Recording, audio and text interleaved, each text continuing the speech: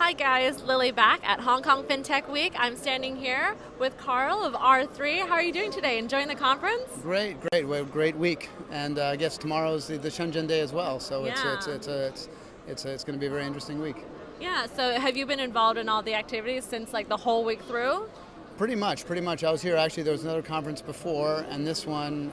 So I'm here the whole week and enjoying it. It's nice to be back in Hong Kong. Yeah, so tell me, like, have you been taking meetings? Are you looking to find partnerships? What has R3 been doing here?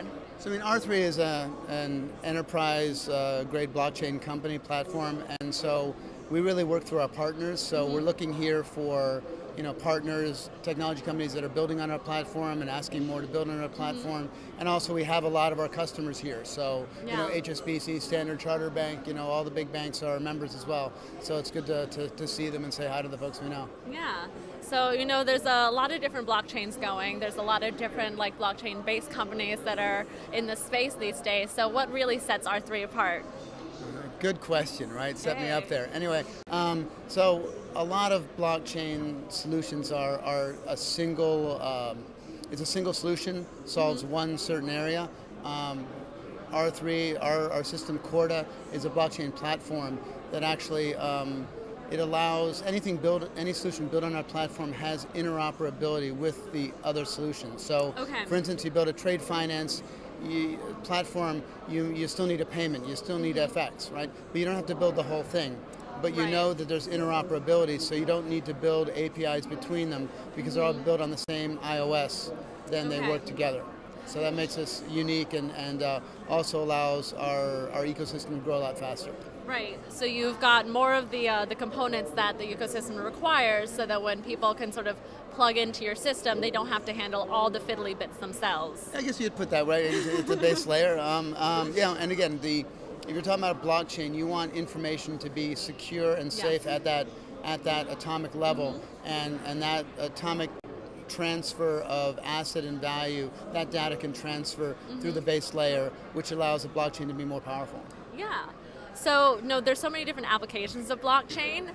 Is there one that is like a personal favorite of yours? Like for me, I get like really jazzed up about like value chain, like accountability and transparency. Is there one application you love the most? Actually, the one I love the most is the one actually we're doing the most in, which turns out very well, is trade finance. Okay. So trade finance, and I've been as I say, my journey in fintech, I've been in fintech for 30 years, so 20 years in banker, and 10 years in tech, right? Okay. So this is my second startup. Really I'm mostly doing trade finance. So the ability to put trade finance on the blockchain is going to be incredible because first we're just taking this 400-year-old process and automate it. But once we automate it, the banks and other finance companies and even buyers and sellers are going to be able to do so much more with the information that they never could do before because it's all trackable, traceable, and you have it on the provenance to know what's going on, in a timely fashion. So it's gonna be very interesting. Yeah. It's people are starting to solve this problem of like knowing what you know. Yep, exactly. Even, right? Exactly, yeah. And you think about, for instance, borrowing money, right? Borrowing money now is hard because you only have a limited amount of information. If you have a lot more information, it's going to be easier for banks to give loans, for people to get it when they need it, exactly when they need it, and again, sort of increase the velocity of transactions. Right.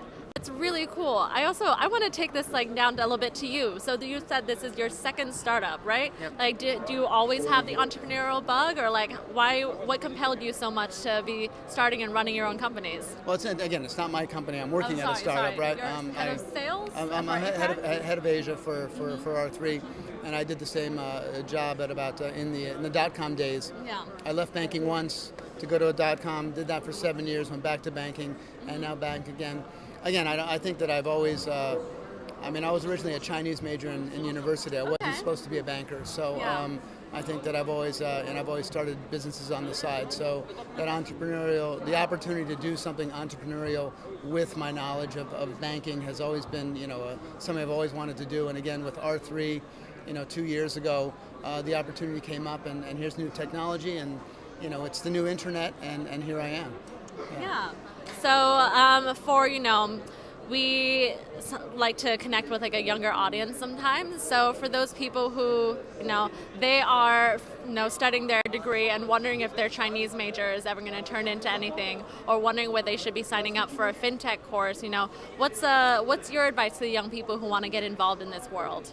I mean, I think, actually I get asked this question quite a lot. I mean, there's a couple things. I mean, in the old days, our parents had one career at one company. Nowadays, it's more like one career at multiple companies. Right. And, the new generation, you're going to have multiple careers at multiple companies, right? So I think, from, what I hear from all my colleagues, that everyone should learn coding. It's going to be essential, right? So some sort of coding, but also to be nimble, to be able to change, right? Because no job is going to be permanent, and you got to be able to embrace change, do different things, and willing to learn, right? Because it's if you're willing to learn, you can do anything, right? And so again, be willing to learn and learn new things, and you have all the opportunities you want. Yeah, and also seeing how you can leverage a Chinese degree into an opportunity in finance, and how you can leverage an opportunity like a finance background into this new fintech world, right? Exactly. Well, thank you so much, Carl, for joining us. Great. It's been great, speaking to everyone here at FinTech Week, and really thank you for taking the time. You come interview to interview to join us here. It's great. It's great. No, and it's a really great event, and so much better than last year. It gets better and better every year. So a lot of fun. Thanks. Thank you. Thank you guys for joining us at Hong Kong FinTech Week, and we'll be here on the channel with more videos.